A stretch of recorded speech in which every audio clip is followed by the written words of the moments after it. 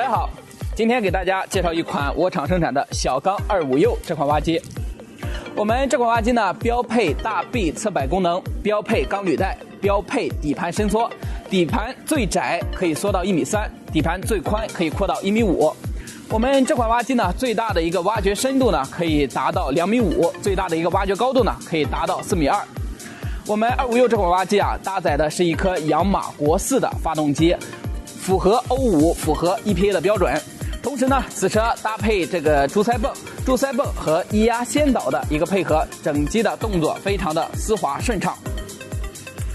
这款车呢，适合市政工程、个人出租等工况。有需要这款挖机的老板可以了解一下。